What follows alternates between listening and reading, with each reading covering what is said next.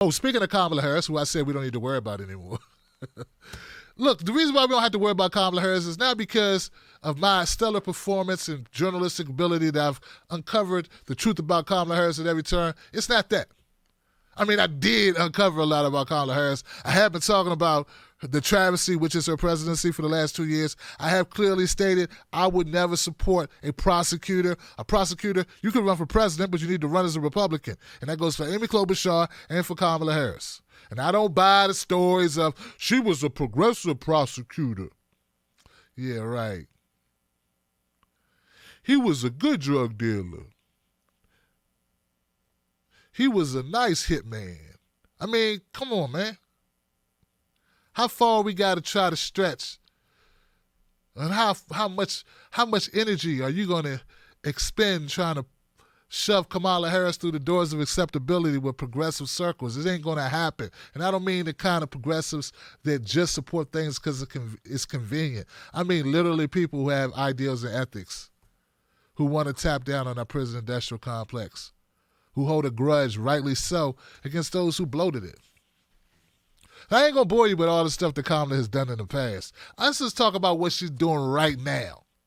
One of the reasons why you ain't got to worry about Kamala Harris, Johnson, is because Kamala Harris is Kamala Harris. And Kamala Harris's worst enemy is Kamala Harris.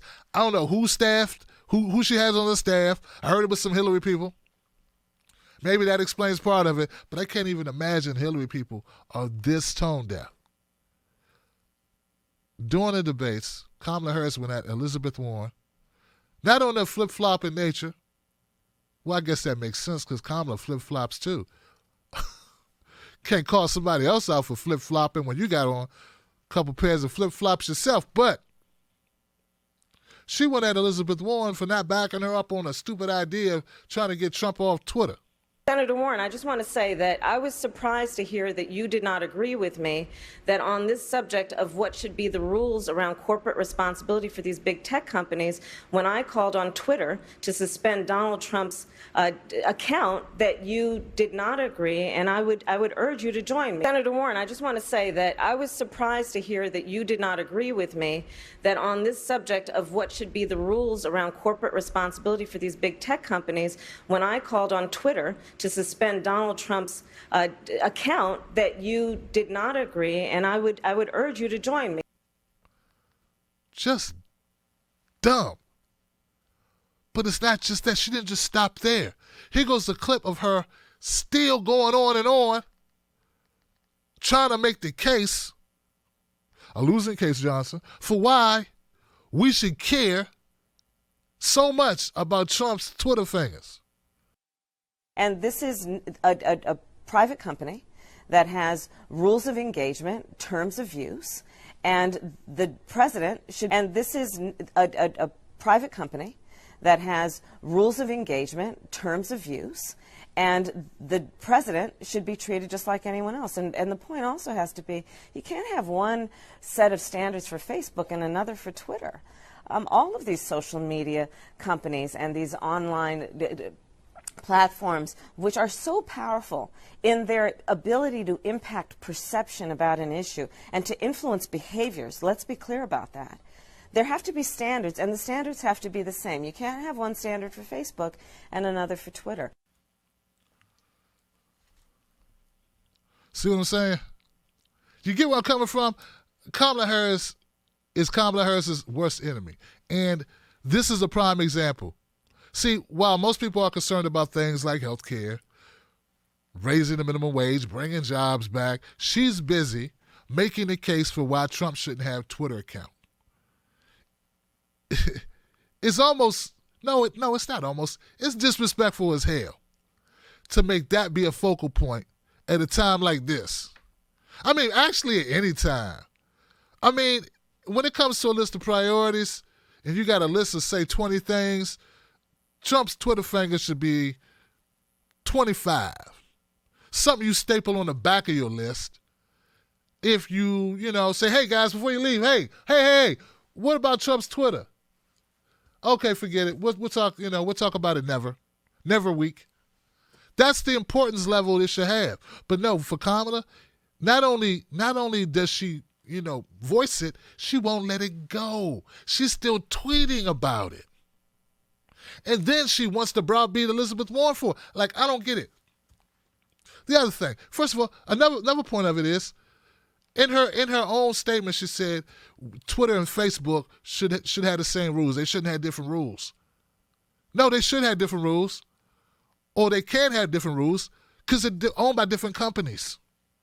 Don't get me wrong. I think that Twitter and Facebook are very powerful, and it's dangerously powerful. The same thing goes for YouTube and Google, particularly Google and Amazon. I mean, all these big tech companies are very dangerous. But of course, they're going to have different rules because they're owned by different corporations.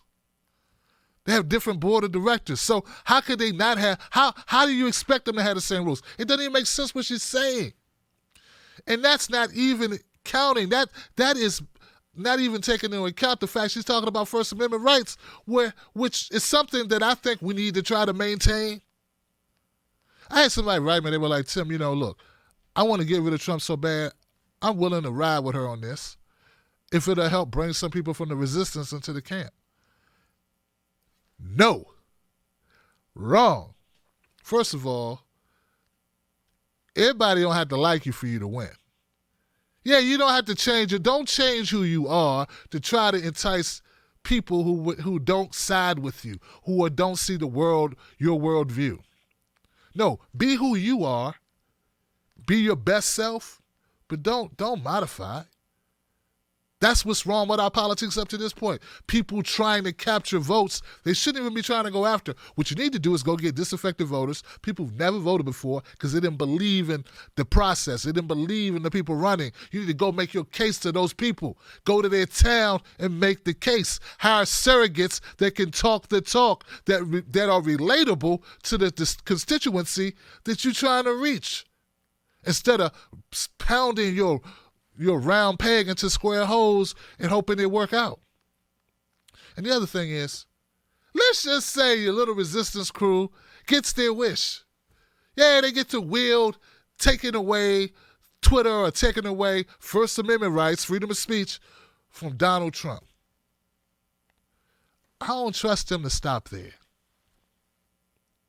Have we learned anything?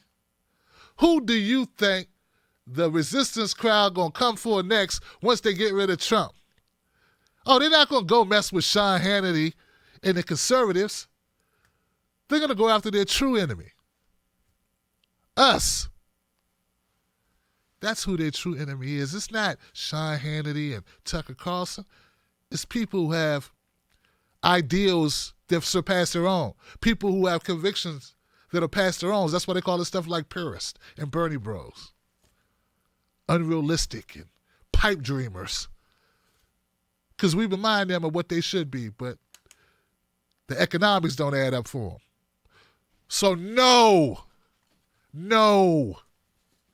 The way through this is not to join Kamala Harris in any way, shape, or form.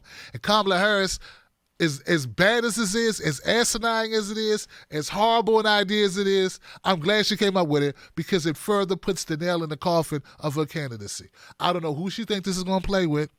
All I can tell you is, from working class people, from whence I came, this proud son of Prince George's County, Maryland, Capitol Heights, Landover, stand up, Riverdale, stand up. They don't give a damn about Trump's Twitter. In fact, they find it funny. And better to keep your eye on your enemy than to stab yourself in the eye with a pencil because you don't like what you see. Don't forget, this show is brought to you by you. So you need to join the Tim Black Wolfpack because without you, this show don't exist. Go to patreon.com, become a member of my Wolfpack. You can also do that on YouTube. And for just as little bit as $5 a month, or $10 or $20 or $100 or $1,000 if you got it, Johnson, you can keep independent media alive. The Tim Black Show is the most watched, most viewed black independent media on the left in America. I'm it, baby. Holla at me, Johnson.